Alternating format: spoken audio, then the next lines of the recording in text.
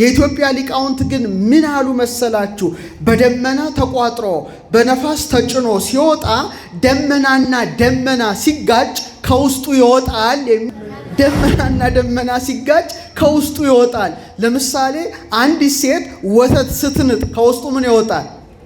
ቅቤ ይወጣል አይደለ? በተመሳሳይ መልኩ የደመናዎች ግጭት የሚያመጣው ነው ብለው ሊቃውንት አባቶቻችን ጽፈዋል። በተመሳሳይ መልኩ አሁን ዓለም በደረሰበት በሳይንስም ተመሳሳይ ነው። ታውቃላችሁ፣ መብረቅ ኤሌክትሪክ ቻርጅ ነው፣ ኤሌክትሪክ ነው። ስለዚህ ደመናትና ደመናት መካከል የሚፈጠረውን ሳይንስ ራሱ ላይትኒንግ ይለዋል። ተመሳሳይ ነው። የበረከት አምላክ እጽዋቱ እንዲያብቡ እንዲያፈሩ ፍሬያቸው እንዲንዠረገግ የሚያደርግ ምድርን የሚያጠግባት ሶበይ ዘንም ዝናብ ይጸግቡ ርሁባን እንዲጠግቡ የሚያደርገው አንዱ በምንድን ነው? በመብረቅ። እስቲ በሉ ድገሙት። አዎ እንዲህ ይላል መጽሐፍ ትንቢተ ዘካርያስ ምዕራፍ 10 ቁጥር 1 እግዚአብሔር መብረቅ ያደርጋል፣ እርሱም የበልግ ዝናብን ለእያንዳንዱ በሜዳ ውስጥ ሳርን ይሰጣል አለ ዘካርያስ። አቤት! አያችሁ፣ ማዳበሪያ ነው የሚጥለው። ምንድን ነው የሚጥለው? ከመብረቅ የሚገኘው ማዳበሪያ በብዙ ዶላር አታገኘው። ዳፕ ዩሪያ የሚባሉ ማዳበሪያዎች አሉ አይደለ? አሁን ገበሬው ማዳበሪያ ተቸገርን ሊል ይችላል። አርቲፊሻል ነው፣ በላቦራቶሪ የሚመረት ነው። እግዚአብሔር የሚሰጠውስ የምንድን ነው? ነፃ ነው አይደለ? ክርስቲያኖች የእግዚአብሔርን ስጦታ እስቲ ያስተውሉ። ማዳበሪያ ገበሬው ገዝቶ ነው። መብረቅ የሚለውን የኢትዮጵያ ሊቃውንት እንደምን ፈተውታል? እስቲ ስለ መብረቅ ትንሽ ልንገራችሁ። አለቃ ኪዳነ ወልድ ክፍሌ የተባሉ አንድ የግዕዝ ቋንቋ ሊቅ ምን ይላሉ? ደስ ይላል አገላለጣቸው። ከደመና አፎት የሚመዘዝ የሚወረወር የእሳት ሰይፍ ይሉታል። ከምን አፎት? ከደመና አፎት። ለምሳሌ አንድ ሰው ወይም አንድ ወታደር ምን አለው? ጎራዴ አለው፣ ሰይፍ አለው። ሰይፉን ወይም ጎራዴውን የሚይዝበት ምን ይባላል? አፎት ይባላል። ልክ ያ ጀግና አፎቱ ከጎራዴውን ወይም ሰይፉን ከአፎቱ ምዝዝ ብሎ እንዲያወጣው እግዚአብሔር አምላክ ሲፈጥረው ከደመና ውስጥ የሚወጣ የእሳት ምን ሰይፍ ይሉታልና መብረቅ ማለት ይሄ ነው።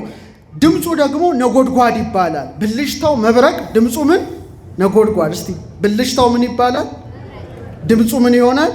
ነጎድጓድ ማለት የሚያስገመግም ድድ ብሎ በክረምት ወቅት በጣም ድምፁ የሚሰማ ነው። እና መጽሐፍ ቅዱስ ስለዚህ ነገር ምን ይላል? በመጽሐፈ ኢዮብ ምዕራፍ 37 ቁጥር 4 በግርማውም ድምፅ ያንጎደጉዳል ይላል። እሱ ምንድን ነው?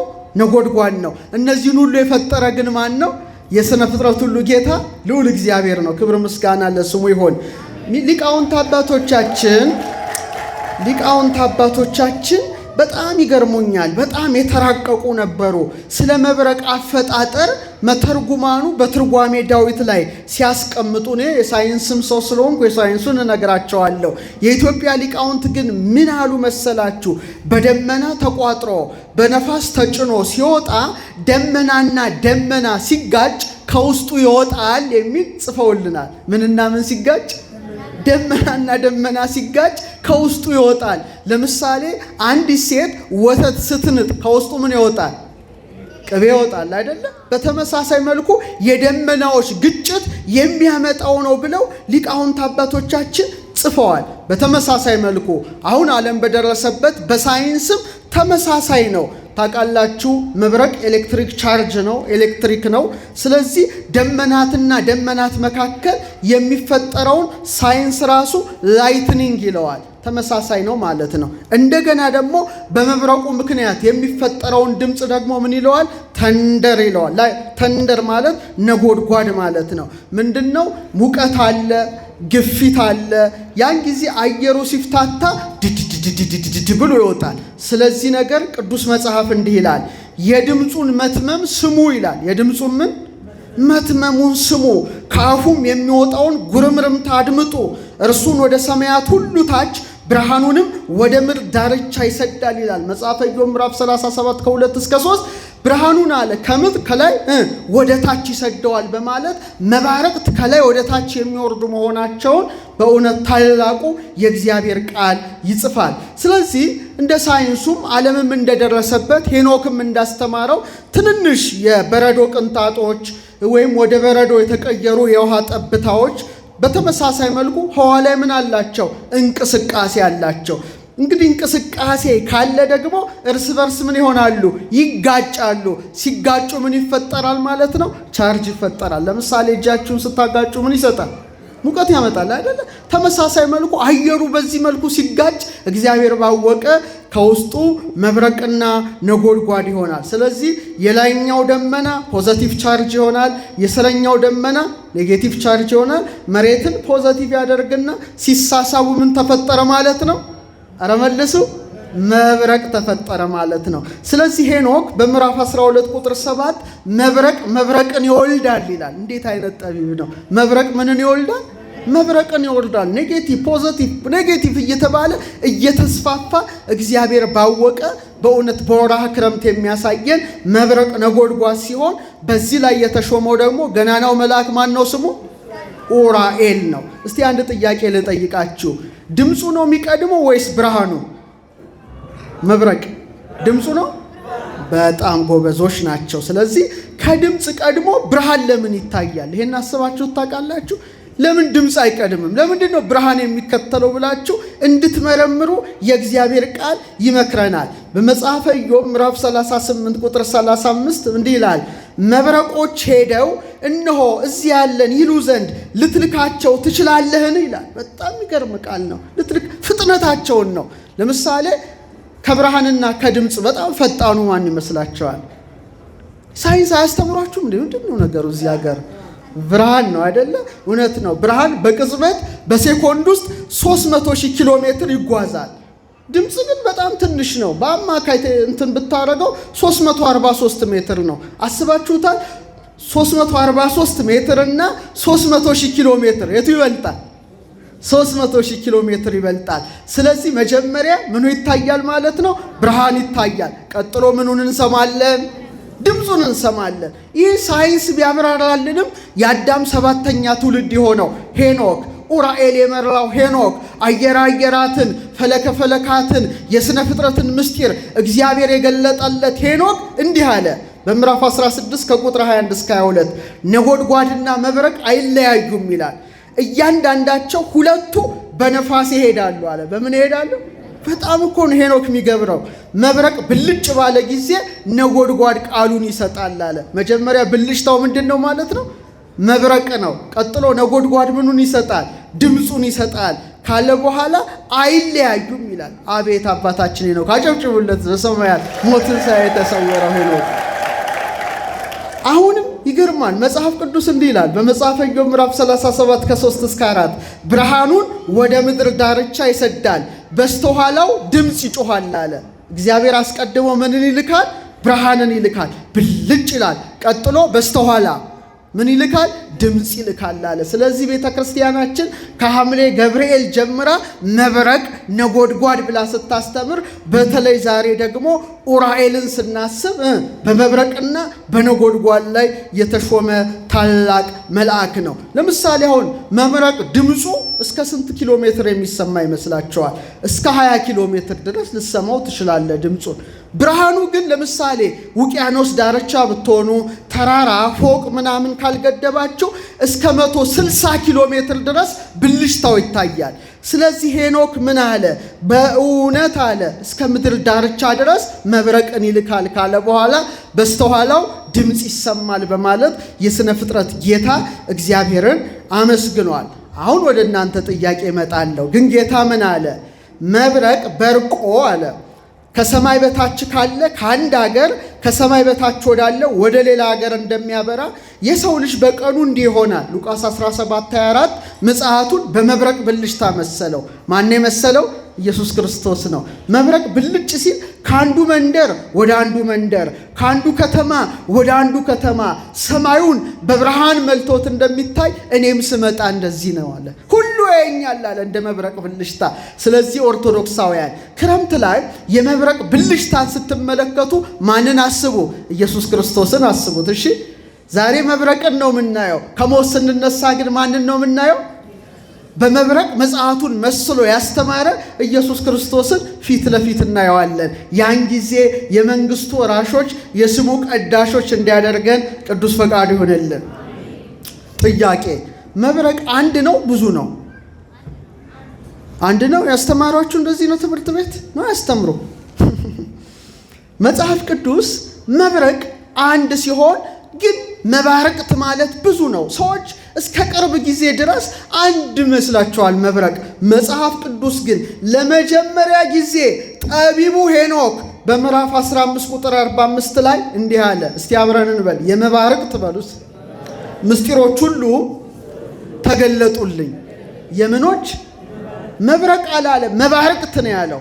ሰው ለምሳሌ አንድ ሊሆን ይችላል። ሰዎች እስካል ወንድ ካል አንድ ሊሆን ይችላል። ወንዶች እስካል አይደል ብዙ ነው ያመለክታል። መብረቅ አንድ ነው፣ መባረቅት ደግሞ ብዙ ነው። እና ሄኖክ ምን አለ? እግዚአብሔር አለ የመባረቅቱን ሁሉ ምስጢር ገለጠልኝ አለ። መሪው ደግሞ ማን ነበረ? ኡራኤል ነበረ። ለእኛም ይግለጥልን። በመዝሙር 17 ቁጥር 14 ላይ ዳዊት ምን አለ? መብረቆችን አበዛ አለ። መብረቆችን ምን አለ? አያችሁ ብዙ ናቸው ማለት ነው። አቤት የእግዚአብሔር ስራው አወካቸውም ይላል። መብረቆቹ ለዓለም አበሩ፣ ምድር ተናወጠች ይላል መዝሙር 96:4 ላይ። አሁን ትንሽ ነገር ላስረዳችሁ። ቅድም እኔ አሁን እዚህ ለማስተማር በስመ አብ ስል እዛ አካባቢ የመብረቅ ብልሽታ ነበረ። አሁን ክረምት ስለሆነ እና ምን አይነት ብልሽታ ነው የሚለውን ትንሽ በሐሳቤ አጠንጥኛለሁ። እንደምን ዋላችሁ እስክል ድረስ ማለት ነው። እንግዲህ እንድትለዩዋቸው ዋናው አደገኛ የሚባለው በደመናና በመሬት መካከል የሚፈጠረው መብረቅ ነው። ከዛ እንዴት እንጠበቃለን? በኋላ ነግራቸዋለሁ። መሬት ፖዘቲቭ ቻርጅ ያረጋታል። ከዛ አትሞስፌሩ ኔጌቲቭ፣ ከዛ ፖዘቲቭ። ልክ ሲሳሳብ ይሄ ከመጣባ አለቀን። እግዚአብሔር ይጠብቀን። ይሄ በጣም አደገኛው ተብሎ የተመዘገበ ነው። ሌላ በሳይንሱ ኢንትራክላውድ የሚባል መብረቅ አለ። ይሄ ማለት በአንድ ደመና ውስጥ የሚፈጠር ነው። አንድ ደመና ፖዘቲቭ ይሆናል፣ አንድ ደመና ኔጌቲቭ ይሆናል። ኤሌክትሪክ ነው። በደመናና በደመና መካከል የሚፈጠር መብረቅ ነው። ይሄ ከቃሉ ጋር ናችሁ። በተለያዩ ደግሞ ይሄ በአንድ ደመና ውስጥ ነው። በዚህ አንዱ ደግሞ እዚህ ጋር ይሆንና አንዱ ደግሞ ይሆንና እርስ በርስ እየተሳሳቡ የሚፈጠር ደግሞ ኢንተርክላውድ የሚባል መብረቅ አለ። ስለዚህ ከአንዱ ደመና ወደ ሌላኛው ደመና ይጓዛል ማለት ነው በነፋስ። ይሄ ሳይንስ ነው። ግን ሄኖክ ምን አለ መሰላችሁ? መብረቅና ነጎድጓድ አይለያዩም፣ አንዱም ሁለቱ ሁሉ በነፋስ ይሄዳሉ አለ። አያችሁ፣ መጽሐፍ ሄኖክ የተገኘው በኢትዮጵያ ኦርቶዶክስ ተዋሕዶ ቤተክርስቲያን ነው። ደስ ይበላችሁ። የጥበብ መሰረት ናት ቤተክርስቲያን። ትልልቅ ነገርም ብትናገር ያምርባታል። ሰማየ ሰማያት ሄዳ ስለ ማህበራዊ ሕይወትም ማውራት ይቻላል። ግን ከፍታ ነው የሚመጥናት። በመጽሐፍ ሄኖክ ምዕራፍ 16 ቁጥር 21 ላይ ታገኙታላችሁ። ከአንዱ ደመና ወደ ሌላኛው ደመና በምን ይሄዳል አለ? በነፋስ ይሄዳል። ይሄ እንግዲህ የሳይንሱ ዓለም ምን ብሎታል? ኢንተርክላውድ ይለዋል። አያችሁ፣ ይሄ ማለት ለእኛ ሳይንሱ ሳይሆን የነገረን የሳይንቲስቶች ሁሉ ቁንጮ ነው። የአዳም 7ኛ ትውልድ የሆነው ኡራኤል የመራው አባታችን ማን ነው? ሄኖክ ነው። ሌላ በጣም ደስ የሚል መብረቅን ሳይ እጅግ ብዙ ቅርንጫፍ የሚሰራ ታውቃላችሁ አይደለም? ብልጭ ሲል ይሄ በሳይንሱ ምን ይባላል? ሹካ መሳይ ፎርክድ ላይትኒንግ ይባላል። ባለ ብዙ ቅርንጫፍ። ትፈራላችኋል እናንተ ሰዎች? መብረቅ ሳትፈሩ አትቀሩ። ግን መብረቅ ጥቅም አለው ጉዳት አለው የሚለውን ዳዊት ምን ይላል መሰላችሁ? መብረቆችን ብልጭ አድርጋቸው በትናቸውም ይላል። ምን በላቸው? አይገርምም? የሚበተነው መብረቅ ማለት ነው። ፎርክድ ላይትኒንግ የሚለው ሳይንስ ነው። የሳይንስ ሰዎች ካላቸው መዝሙር 144 ቁጥር 6 ላይ ምን አለ? መብረቆችን ብልጭ አድርጋቸው በትናቸውም ይላልና በእውነት የሥነ ፍጥረት ጌታ እግዚአብሔር በስራው ምንድን ነው? ምስጉን ነው። በደመና ምስጉን ነው። በዝናብ ውስጥ ምስጉን ነው።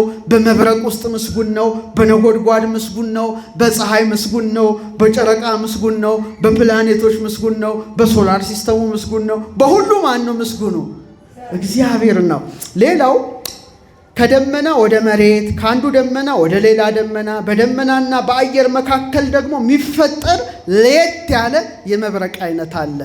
ስለዚህ ሳይንሱ ሲመረምር እኔ ደግሞ ቅዱሱ መጽሐፍ ስለዚህ ምን ይላል ብዬ አጠና ነበር በፊት እና ምን አገኘው መሰላችሁ? በ3ኛ መቃብያን ምዕራፍ 9 ቁጥር 6 ላይ እንደ ጥልቅ ነፋስም ትሆን እንደሆን ጎዳናውን እንደሚያቀና እንደ መብረቅም ትሆን ትሆን እንደሆነ ይላል። ምኑን እንደሚያቀና? ጎዳናውን እንደሚያቀና ማለት ከአንዱ ወደ አንዱ፣ ከሰማይ ወደ ምድር፣ ከደመና ወደ ደመና እንዲሄድ የሚያደርገው ማን ነው? አረ መልሶ አይዟችሁ፣ እግዚአብሔር አምላክ ብቻ ነው። ሌላው ደግሞ ደመናውን በሙሉ በብርሃን የሚበላ የመብረቅ አይነት አለ። ከመባረቅት አንዱ ነው። ለዚህ ነው ሄኖክ የመባረቅት ምስጢር ተገለጠልኝ አለ። ይሄ ሺት ላይትኒንግ ይባላል። ሌላው ምናልባት ሰምታችሁ ከሆነ አላቅም፣ ገጠር ላይም ከብት ገደለ፣ እንደዚህ ሆነ የሚባል ነው። ይሄ ደግሞ በደረቅ ሞቃት ወቅት፣ ለምሳሌ ሞቃት ላይ ነው፣ በጋ ነው፣ ዝናብ የለም፣ ነገር ግን በድንገት መጥቶ የሚመታ መብረቅ አለ። ይሄ የሙቀት መብረቅ ይባላል። የምን መብረቅ? ይሄ አደገኛው ነው። ሌላው ግን እስቲ አንድ ጥያቄ ልጠይቃችሁ። ዝናብ ሲዘንብ ከሰማይ ከደመናው ይወርዳል አይደለ? ደመና 3 አይነት ደመናዎች አሉ። በውስጡ 10 ክፍሎች አሏቸው። አሁን ለምሳሌ አይሮፕላን አብራሪ ብትሆኑ ማለት ነው፣ ካፒቴኖች ካላችሁ አላቅም፣ እዚህ ውስጥ አይሮፕላን አብራሪዎች ዝናብ ሲመጣ ምን ሊያደርጉ ይችላሉ? አስባችሁ ታውቃላችሁ? ዝናብ የሚፈስበት የራሱ የሆነ ፊት አለው አይደል? ኪሎ ሜትሮች አሉት። ስለዚህ ካፒቴኑ ምንድን ነው የሚያደርገው? ትንሽ አይሮፕላኑን ይዞ ወደ ላይ ከፍ ይላል ማለት ነው። ከዛ በኋላ ዝናቡ ከምኑ በታች ይፈሳል? ከአይሮፕላኑ በታች ነው የሚፈሰው። እየሰማችሁ ነው? ይህ ስነ ፍጥረት ምስጢር ነው። በተመሳሳይ መልኩ መሬት ላይ ሆነን የማናየው መባረቅት አለ እግዚአብሔር የፈጠራቸው። እነዚህ ደግሞ በሳይንሱ የከፍታ ሃይ አልቲቲዩድ ላይትኒንግ ይባላሉ። አይናችን አየውም። በአይሮፕላን ስትጓዙ አይታችኋል? ብዙ መብረቆች አይታችኋል? እስቲ ያየ ሰው እጁን ያውጣ። ፕሌን ሲጓዝ የለም እንዴ? በፈረስስ? እሺ በበቅሎ ፕሌን ብዙ እንግዲህ እኔ ዓለም ዞሮ ያለው መቼም እስኪሰለቸኝ ብዙ አመት ብዙ እንትን ሀገር አህጉር እና አንዳንዴ በጣም ብዙ የመብረቅ አይነቶች ተመልክቻለሁ። አንዳንዱ በጣም ይገርማል። ከፍ ብላችሁ ስታዩ ራሱ ደመና ውስጥ ነው የሚመላለሰው እና የእግዚአብሔርን ስራ እንድታደንቁ ያደርጋል። እየሰማችሁ ነው ኦርቶዶክሳውያን? ስለዚህ በጣም ለዚህ ነው ሄኖክ የመባረቅት ምስጢር ተገለጠልኛል። የምን ምስጢር? የመባረቅት ምስጢር። እስቲ አሁን አንድ ነገር ልንገራችሁ። መብረቅ ያስፈራል አያስፈራም? እውነቱን አንወሻሽ። ያስፈራል አይደል? ጥሩ ነው መጥፎ ነው? ካስፈራ ደግራ ይገባቸዋል። ካስፈራ ጥሩ ነው መጥፎ ነው? መጥፎ ነው አይደለ? ታድላችሁ ጎበዝ እኮ ናችሁ። እንደናንተ አይነት መልስ የሚመልስ ሰው አይቼ አላቅም። መጽሐፍ ቅዱስ እንዲህ ይላል በመጽሐፈ ሄኖክ ምዕራፍ 15 ቁጥር 45 ላይ የነጎድጓዱ ቃል ለሰላምና ለበረከት ነው፣ ለበረከትና ለጥጋብም ያበራሉ ይላል። ጥጋብ ጥሩ ነው? ጥሩ ነው አይደል? መትረፍረፍ። በረከትስ ጥሩ ነው መጥፎ ነው? ታዲያ መጽሐፍ ቅዱስ የሚለው ሌላ፣ እኛ የምንመልሰው ሌላ። ምንድን ነው ነገሩ? መጽሐፍ ቅዱስ ምን ይላል? ለበረከት ወለጽጋብ ይበርቁ፣ ብልሽታውን በለው ነጎድጓዱን በለው ለበረከት ነው አሉ። ለምንድን ነው? ድገሙት እስቲ። ለበረከት አሉ እንጂ እንትን አላሉም። እና ለሰላምም ነው አሉ። ምን ሰላም ይሰጣል ይሄ ድምፁ የሚያስፈራ ነገር ልትሉ ትችላላችሁ። አንድ ብላችሁ ያዙ። ሁለተኛ ቅዱስ ያሬድ ወገብረ መብረቀ ለጊዜ ዝናብ አምላከ ምህረት ወሃቤ በረከት ይላል። የምህረት አምላክ የበረከት ሰጪ እግዚአብሔር አለ በክረምት ጊዜ መብረቅን አደረገ። አቤት ቅዱስ ያሬድ ሳይንቲስት እኮ ነበረ። የምህረት አምላክ የበረከት ሰጪ እግዚአብሔር በክረምት ጊዜ ምንን አደረገ? ድገመው። መብረቅን። ሄኖክ ደግሞ ለበረከት ለጥጋብ ብልጭ ይላል መብረቅ አለ። አቤት ታዲያ ምንድን ነው ይሄ ነገር ብለን ስንመረምር ሶስተኛ ተመራማሪዎች ደግሞ ኢትዮጵያውያን ተገኙ። በጥንት ዘመን የነበሩ መተርጉማን ሲተረጉሙ ምን አሉ መሰላችሁ? መብረቅ ብልጭ ሲል አሉ ሄኖክን ሲተረጉሙ አዝርዕት፣ አትክልት፣ እጽዋት ይፋፋሉ አሉ። ጉድ እኮ ነው። አሁን ቢባል አይደንቅም። እንዴት አወቁት? እነዚህ ሳይንቲስት ነበሩ አባቶቻችን። በጠብ ውስጥ ሳይሆን በጥበብ ውስጥ፣ በመጥበብ ውስጥ ሳይሆን በመጠበብ ውስጥ የነበሩ ናቸው። እንዴት የመብረቅ ብልሽታ እንዴት እጽዋትን ሊያሳምራቸው ይችላል? አስባችሁ ታውቃላችሁ? ኢትዮጵያውያኑ እኮ ነው የጻፉት። ዛሬውን ያደርገውና አሁን ዓለሙ ስለ መብረቅ ብልሽታ ጥቅም አስተማረ። አንድ ለበረከትና ለጥጋብ ምን ይላሉ? ብልጭ ይላሉ። እስቲ በሉ ምን ይላሉ? በጣም ጥሩ። ስለዚህ መብረቅ ማለት እግዚአብሔር ሲፈጥረው ለሰላም ነው። እግዚአብሔር ሲፈጥረው ለበረከት ነው። የእግዚአብሔር ስጦታ ይደንቃቸዋል። አንደኛ በአየራችን ውስጥ መብረቅ የሚሰራው ስራ እንዴት ደስ ይላል መሰላችሁ?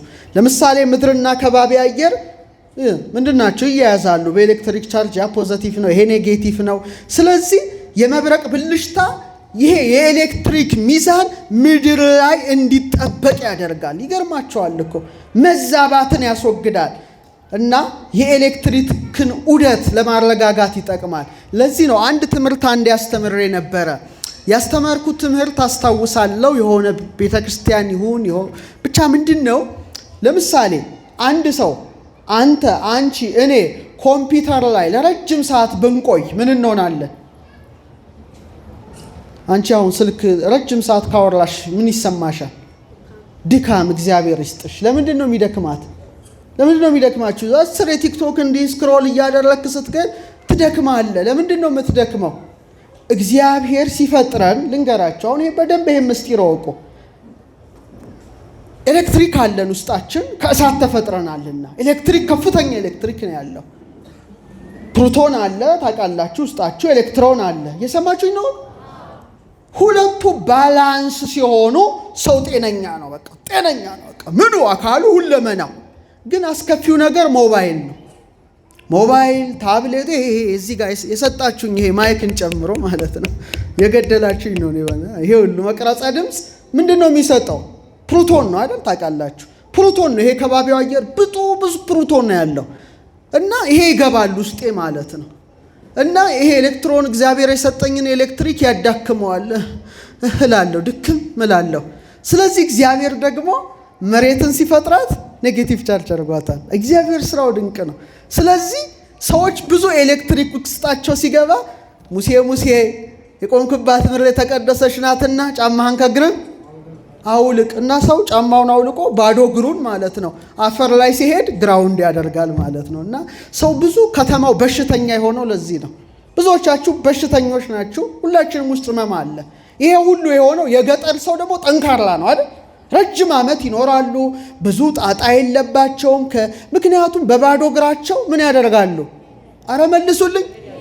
እኛ ጫማ ማድረግ በጣም የስልጣኔ ምልክት እናደርገዋለን። ግን አይምሰላችሁ፣ ጫማ የተወሰነ ጊዜ እንጂ ራስን ጫማህን አውልቀ ትንሽ፣ በተለይ ከተማ የምትኖሩ ሰዎች መሬት ካልነካችሁ አለቀላችሁ። እድሜያቸው አጭር ነው የሚሆነው። ይሄን ልንገራችሁ። ምክንያቱም ይሄም ያመነጨውን ፕሮቶን አታውቀው እንዴት አደጋ እንደሆነ። ለዚህ ነው ብዙ በሽተኛ የሆነው። ስለዚህ ቢያንስ ቤታችሁ ካላችሁ ትንሽ አፈር ካላችሁ ወክ አድርጉ። እሺ፣ የሰማችሁኝ ነው?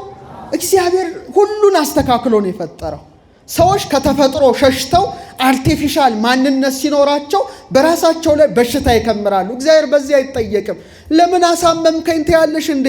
አይንሽ እስኪጠፋ ቲክቶክ እያየሽ እንዴ?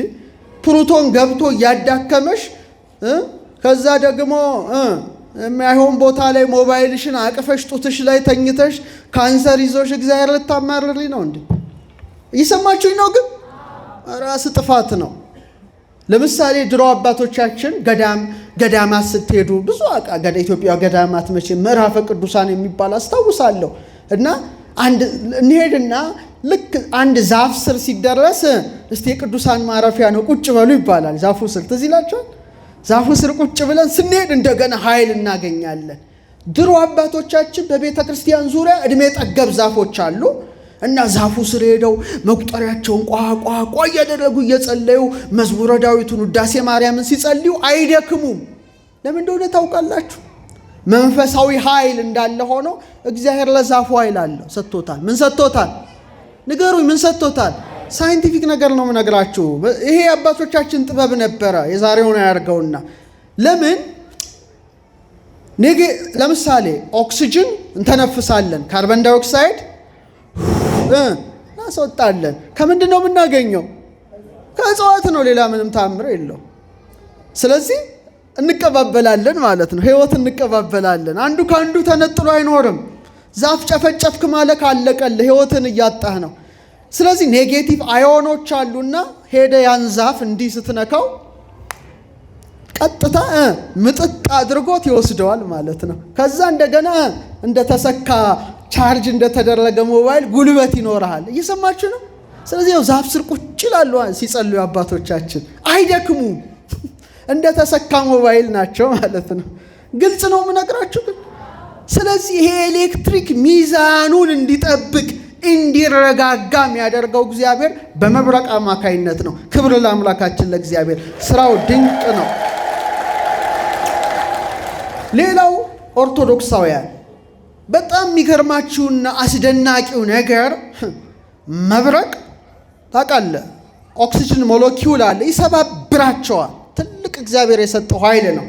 ለዚህ ነው በሁለተኛ ሳሙኤል ምዕራፍ 22 ቁጥር 5 ላይ እንዲህ አለ፣ መብረቆችን ላከ። ላኪው ማን ነው? ድገም፣ ማን ነው? አወካቸውም ይላል። ስለዚህ ይሰባብረዋል ከባቢውን አየር፣ ያውከዋል ከባቢውን አየር። ከዛ እንደገና ያዋሃድና ኦዞን እንዲፈጠር ያደርጋል። ምን አልኳችሁ? ኦዞን ምንድን ነው? ጨረቃ የምትልከው ፀሐይ የምትልከው ከፍተኛ መርዛማ ጨረር አለ። ለዚህ ነው ኒኩለር የሚፈራው። ታውቃላችሁ አይደል? ኒኩለር ተተኮሰ ማለት ኦዞንን ይሰብረዋል፣ ይሸነቁረዋል። ከዛ የፀሐይ ጨረር ከገባ እያንዳንዱ ሰው በካንሰር ይሞታል። ናጋሳኪና ሂሮሺማ አይታችሁ የለ? በጣም አደግ። እግዚአብሔር ይጠብቃት ምድራችንን፣ በእውነት ይጠብቅልን። እና ይሄ ፀሐይ የምትለቀውን አደገኛ ዩቪ ሬስ መጥቶም የወስደው መብረቅ ነው። አቤት ለበረከትና ለሰላም ብልጭ ይላሉ አለ ሄኖክ። አቤት እግዚአብሔር ስራው ድንቅ ነው። እና አታማሩ እሺ። በስራ ሁሉ እግዚአብሔር ምንድን ነው? ይሳሳታል እንዴ? አይሳሳትም፣ ፍጹም ነው። እንደውም መጽሐፍ ቅዱስ እንዲህ ይላል፣ እስቲ አስተውሉ። እግዚአብሔር አለ ዛሬ ስለ እሱ ገናንነት ነው የምንማረው፣ ስለ ጓዳችን አይደለም። እግዚአብሔር በድምፁ አለ፣ በምኑ? ስለ መብረቅ ነው የሚናገረው። ድንቅ ያንጎደጉዳል አለ። እኛማ እናስተውለውን ታላቅ ነገር ያደርጋል። ማን የማያስተውለውን? እኛ እናስተውልም እኮ ምንም ማስተዋል አቅቶናል። እኛ ብልሽታውን ነው የምናየው እንጂ ይሄ ጨረር ገብቶ እያንዳንድሽ የካንሰር በሽተኛ በደቂቃ ውስጥ ያደርግሽ ነበር። እግዚአብሔር ስራው ድንቅ ነው። በእኛ መተርጉማን ባቢል ይሉታል። ይሄን ነገር ወደ ላይ ወጥተው ባቢል የሚባል ነፋስ አለ ይሉታል። ከዛ ሃኖስ ይሉታል። በሳይንሱ እንደኔ ኦዞን ሌየር ብዬ ነው የምተረጉመው። የሰማችሁኝ ነው? ለምሳሌ አንድ ጥያቄ ልጠይቃችሁ። ቀለል ያለ ጥያቄ ነው። ፌስታል ስስ ነው አይደል? አሁን ተከልክሏል መሰለኝ። ፌስታል ከሰል ውስጥ ብትጨምሩት ምን ይሆናል? ይቀልጣል አይደል? ወዲያው ትኮማተራል። በአንጻሩ ደግሞ ፌስታል ታመጡና ውሃ ጨምሩበት። ምን ውሃ ጨምራችሁ ከሰል ውስጥ ብታስቀምጡት ምን ይሆናል? ይፈሳል። ኧረ በስ ገልቶሽ ናችሁ በእውነት አታውቁ። ሞክሩ እስቲ ቤታችሁ ፌስታል በሽ ካላችሁ ውሃ ጨምሩና ከሰል ላይ ቁጭ አድርጉት። ውሃው ቶሎ ይፈላል። እንደውም የሻይ ማንቆርቆሪያ ከሌላችሁ ቀላሉ ዘዴ በፌስታል ውሃ ማሞቅ ነው። ሞክሩት። ለምድጃው እኔ ኃላፊነትን ወስዳለሁ፣ ገዛላችኋለሁ። ለምንድን ነው መሰላችሁ? ትንሿ ውሃ እሳቱን ተቆጣጠረ። ፌስታልን ያህል ተመልከቱ። አያችሁ፣ እግዚአብሔር የፈጠራት ፀሐይ በጣም አደገኛ ናት። የ3 ሰከንድ ጉልበቷ የምድሩን ውቅያኖስ ማትረን ይችላል። የ6 ደቂቃ ጉልበቷ ምድር ላይ ቢያርፍ የምድራችን ክረስት ንጣፉ ይቦናል፣ ይተናል። እግዚአብሔር የሚያረጋጋ አርጎለት ነው። ለምሳሌ ከባዱ መሳሪያ ምንድን ነው ንገሩኝ? ማይተኮሰው እንደው አይተኮስ ምንድን ነው? ኒኩለር ቦምብ ነው አይደል? በጣም አደጋ ነው ኒኩለር። አታስቡት። ሀያላኑ ፈርተው እኮ ነው ቢተኩሱ ራሳቸው ነው የሚጠፉት እንጂ ይዘውት መሳሪያውን ለኛ አስበው አይምሰላችሁ። ኒኩለር ማለት ከባድ ነው። አልበርት አንስታይን ሳይንቲስቱ ማለት ነው የሶስተኛው የዓለም ጦርነት በምን እንደሚሆን አላውቅም ይላል። ሁለቱ አልፈዋል። አንደኛው ወደ 20 ምናምን ሚሊዮን ሰው ጨርሷል። ሁለተኛው ወደ 60 ሚሊዮን ህዝብ ጨርሷል። ሶስተኛው ገና አልተጀመረም። አልበርት አንስታይን ግን ምን አለ? አራተኛውን ግን አውቃለሁ ይላል። ስንተኛው? አራተኛው ሊሆን የሚችለው ጦርነቱ ይላል በእንጨትና በድንጋይ ነው ይላል። በምን? ምን ማለቱ ነው? ሶስተኛው የሚተኮሰው ኒኩለር ነው። ኒኩለር ከተተኮሰ ይሄ የምታየውን አታየው። ድምጥማጡ ጠፍቶ ሰዎች ወደ ኋላ ዘመን ተመልሰው እንደነቃየን ምን ይዛሉ? እኛ ጀምረነዋል መሰለኝ እንጨቱን ድንጋይ እና እንጨትና ድንጋይ ዘመን መጥፎ ነው መሳሪያው። የሚገርማችሁ ሃይድሮጅንን ወደ ሂሊየም በሰከንድ ሪአክት ስታደርግ ፀሐይ 100 ሚሊዮን ኒኩለር ቦምብ ማለት ናት በሰከንድ ውስጥ። አቤት እግዚአብሔር ስራው ድንቅ ነው። ይህ ኃይል ወደቀ ማለት ሰው የሚባል ነገር አለ። እኔ ተውት፣ እሱን ተውት እስቲ። እመቤታችን ድንግል ማርያም መብረቅን ሳይሆን ፀሐይን ሳይሆን የፀሐይን ፈጣሪ ተሸከመች፣ አልተቃጠለችም። ክብር ለዚች እናት እና ወድሳት። የፀሐይ ጉልበት እንዲህ ካስደነቀ ማለት 100 ሚሊዮን ኒኩለር ቦምብ እኮ ነው በሰከንድ ውስጥ ሪአክሽን ሃይድሮጅን ወደ ሂሊየም ይለዋወጠች። አቤት እግዚአብሔር ስራው ይደንቃል። እና ምን አለ መጽሐፍ? እግዚአብሔር በመብረቁ በነጎድጓዱ ድምፅ ድንቅ ነገርን ያደርጋል፣ እኛም ማናስተውለውን ነገር ያደርጋል። ስለዚህ እግዚአብሔር በስራው ምንድነው? ምስጉን ነው። እግዚአብሔር በስራው ምንድነው? ሌላው ሶስተኛው አሁን የተደረሰበትን ምርምር ልንገራችሁ። እንግዲህ እኔ አስትሮኖሚ ተምሬያለሁ፣ ፊዚክስ ተምሬያለሁ፣ ኢትዮጵያዊ ተምሬያለሁ እና እንደው የሚደንቀውን ነገር ልንገራችሁ። አሁን የጥንት መተርጉማን ምን አሉ? እጽዋት ያብባል፣ እጽዋት ያፈራል ብለው ጻፉ። እነዚህ ሰዎች ጭንቅላታቸው ምን አይነት ጭንቅላት ነበረ ብዬ ሁሌ እደነቃለሁ። ለምሳሌ ተክሎች፣ ለተክሎች ጥሩ ምንድን ነው? ናይትሮጅን ጥሩ ነው አይደለም? ጥሩ ነው። እሺ ናይትሮጅን ለማግኘት ይሄ የምታየው ዛፍ እዚህ በሙሉ እመቤታችን ቤተክርስቲያን ግቢ ውስጥ የተተከሉት በሙሉ ናይትሮጅን ፊክሴሽን በሚባል ሂደት ከባክቴሪያ ያገኛሉ። ጥሩ ነዋል። ከማዳበሪያም ሊያገኙ ይችላሉ፣ የታወቀ ነው። ሌላው የሚገርማችሁ መብረቅ እነዚህን ሁሉ የምታዩቸውን ዛፎች እንዴት ናይትሮጅን እንዲያገኙ እንደሚያደርግ ልንገራችሁ። ልክ መብረቅ ሲጥል ምን ሲጥል አልኳችሁ? መብረቅ ሲጥል አየር ላይ ያለውን ናይትሮጅንና ኦክሲጅንን ያዋህደዋል ማለት ነው። ልክ ሲያዋህደው ናይትሮጅን ኦክሳይድ ይፈጠራል።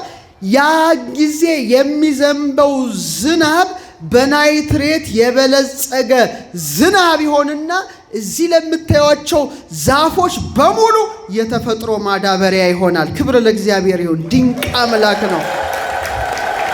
ለዚህ ነው ያሬድ በመንፈስ ቅዱስ ነው ወገብረ መብረቀ ለጊዜ ዝናብ አምላከ ምሕረት ወሃቤ በረከት። የበረከት አምላክ እጽዋቱ እንዲያብቡ እንዲያፈሩ ፍሬያቸው እንዲንዠረገግ የሚያደርግ ምድርን የሚያጠግባት ሶበይ ዘንም ዝናብ ይጸግቡ ርሁባን እንዲጠግቡ የሚያደርገው አንዱ በምንድን ነው? በመብረቅ። እስቲ በሉ ድገሙት።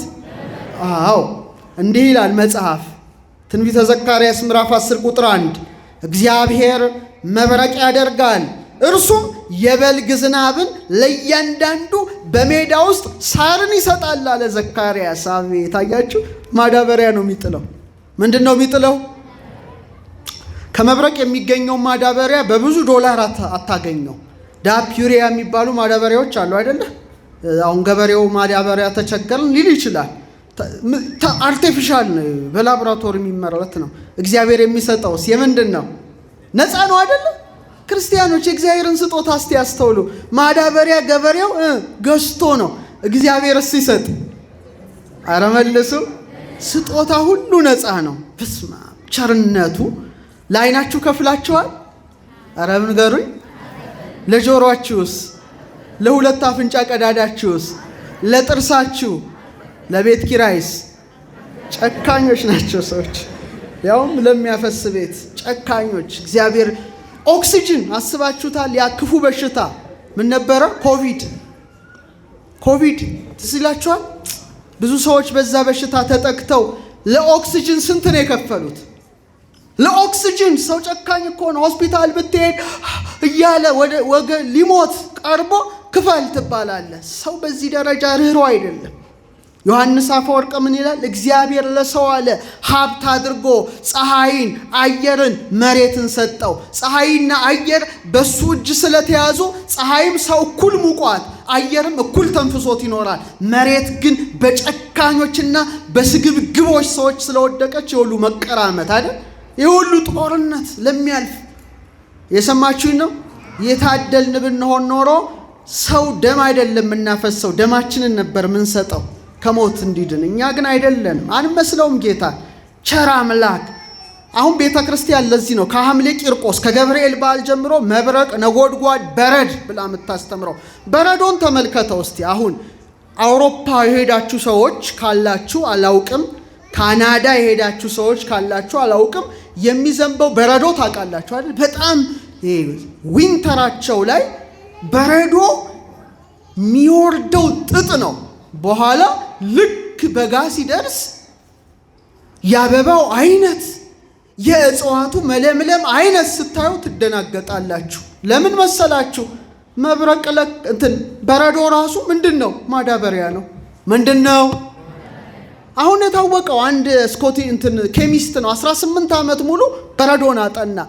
ያጠናበት መንስኤ ደግሞ መጽሐፈ ኢዮብ ያነባል። ሳይንቲስቶች መጽሐፍ ቅዱስ ያነባሉ ታውቃላችሁ፣ ከኛ በተሻለ። እኛማ ቅዠት መከላከያ ብለን ራስጌ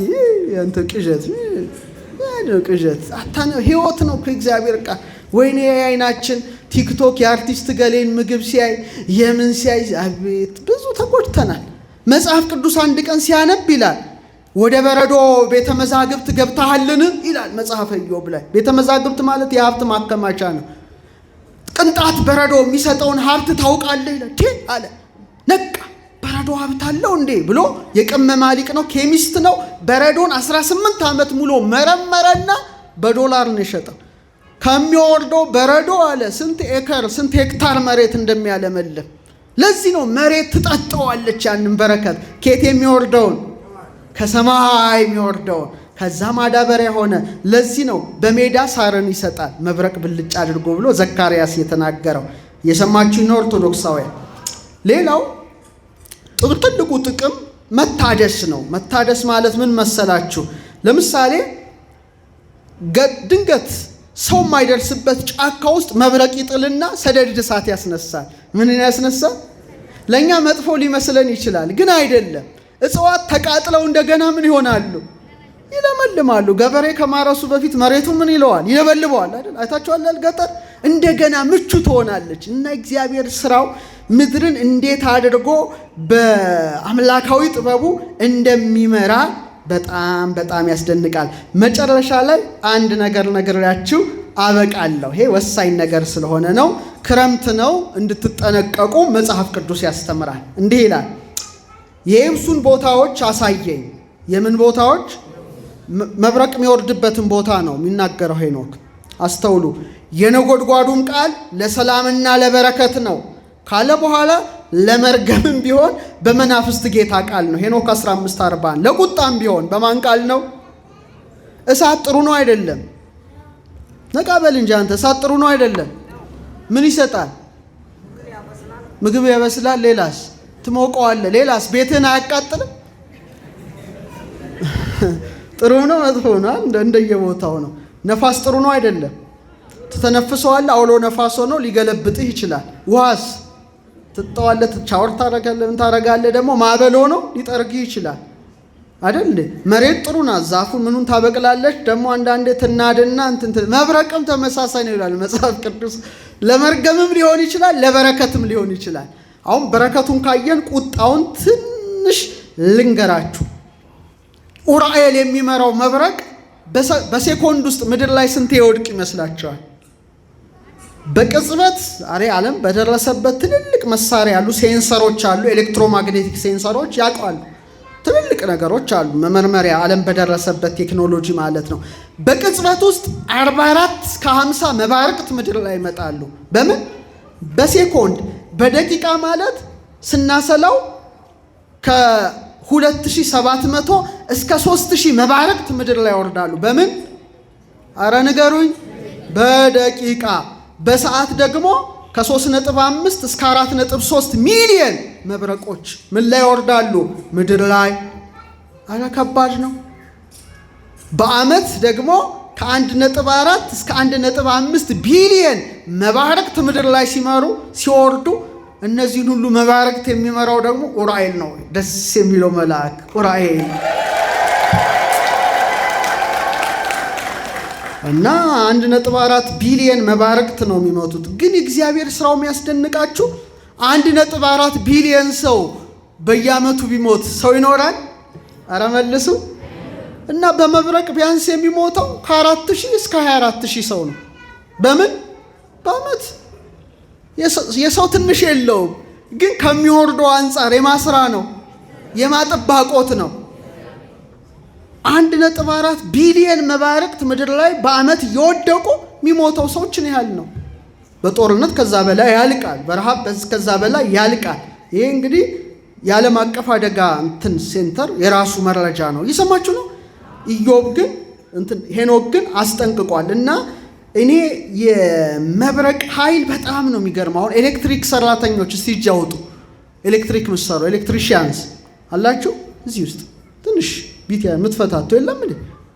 ኤሌክትሪክ የሚሰራ እሺ፣ 1 ቢሊየን ቮልት ማለት ነው። ኦልሞስት 30,000 ፕላስ አምፔር እንደማለት ነው። ምን ያህል ከባድ እንደሆነ አያችሁ? ይጠብሳል ማለት ነው። በጣም ኃይለኛ ነው። እና እቺን አካባቢ ሳሊተ ምሕረትን ይዞ እስከ አያት ድረስ አልፎ ተርፎ እስከ ቀበና ድረስ ከተማ ማብራት ይችላል።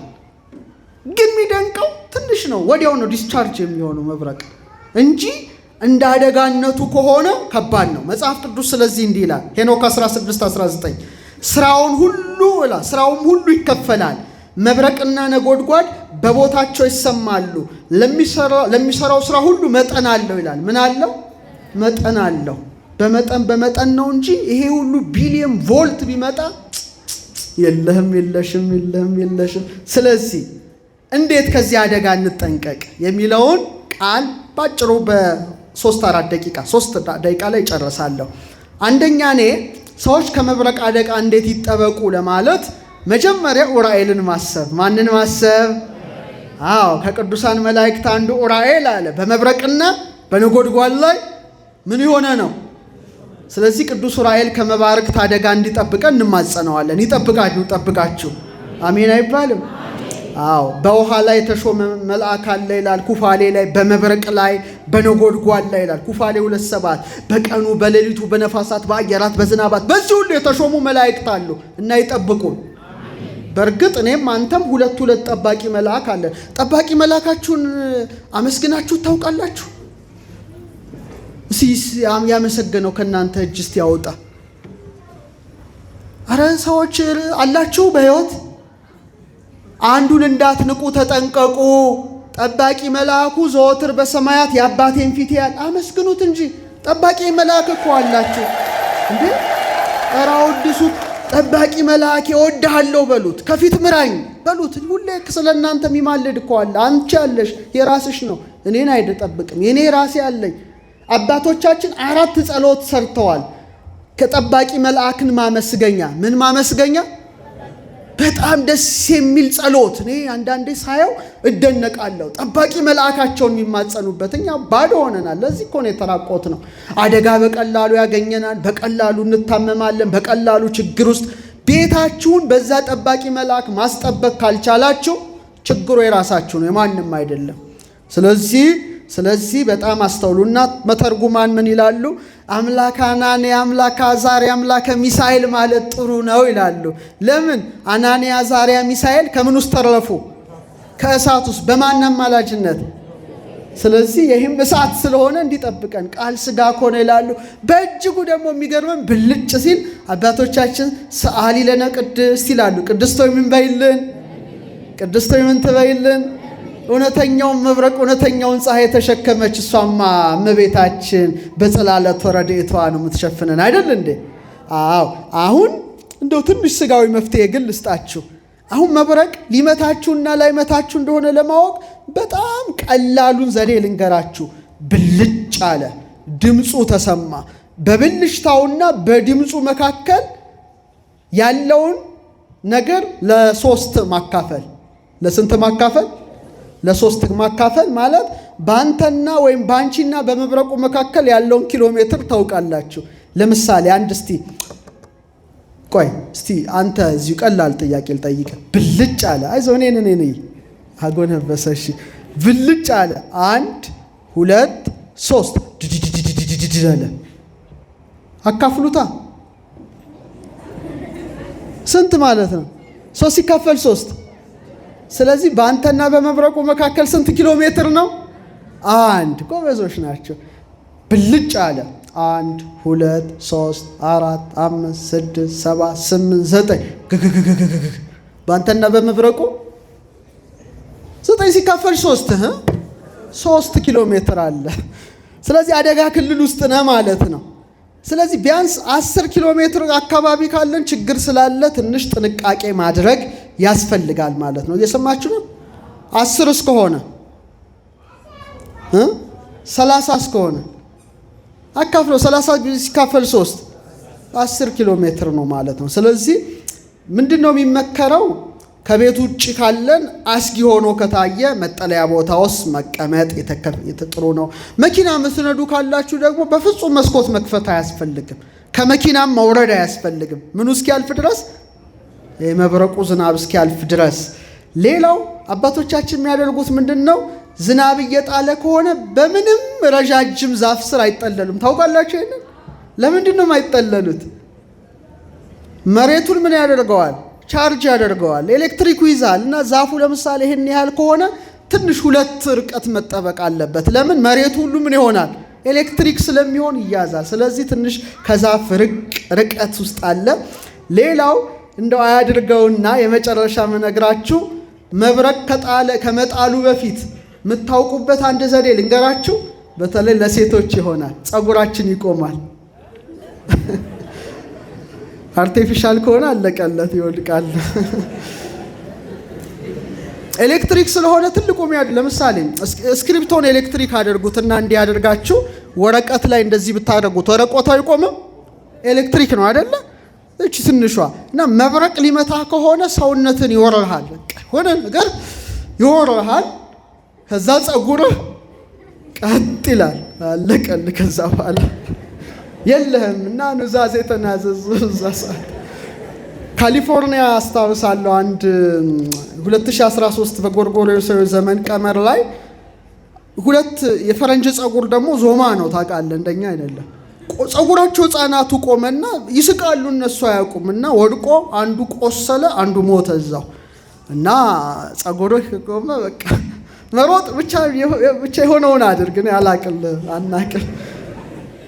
እና ቆይ መቀመጥም መቆምም አይፈቀድም ታውቃላችሁ። ከሰው ጋራ 4.5 እኛ ሀገር እንደውም ደግ እንጂ አቤት ሌላው አለት መብረቁ እንዴ ሁሌ ነው የሚወድቀው። እዚህማ ምን ብዙ ኢትዮጵያ እንደውም በጣም ምቹ ናት።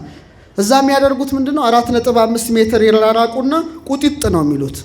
የሰማችሁ ነው? ቁጭም አይሉም አይተኙም። አደጋ ነው መተኛት። ቁጢጥ ይላሉ፣ እንደዚህ ብለው ያልፋል ማለት ነው።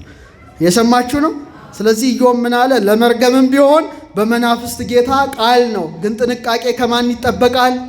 ጥንቃቄ ይጠብቃል፣ ማስተዋልም ይጋርድሃል ነውና በእውነት ነገ የምናከብረው ዛሬ የሚያከብርነው ገናናው መልአክ ኡራኤል ብርሃነ እግዚአብሔር የተባለው መልአክ ከእንዲህ አይነት አደጋ ሁላችንም ይጠብቀን። ተራዳይነቱ፣ ጸጋው፣ በረከቱ ከሁላችን ጋር ይሁን። ስለ መብረቅ አውቃቸዋል አይደል? አሁን እግዚአብሔርን ታማረራላችሁ? ንገሩኝ፣ ታማረራላችሁ? ስለዚህ እኝኝኝኝ አትበሉ፣ ሁሌ አመስግኑ፣ ጨቅጫቃዎች አትሁኑ። ለዓይናችሁ ማን ይመስገን? ለጆሮአችን ማን ይመስገን? ለአፍንጫችን ማን ይመስገን? ለእጃችን ማን ይመስገን? ለእግራችን ማን ይመስገን? ለኩላሊታችን፣ ለጉበታችን፣ ለመላ ሰውነታችን ክብሩን ሁሉ ማን ይውሰድ? ወስብሐት ለእግዚአብሔር። ያስተማረ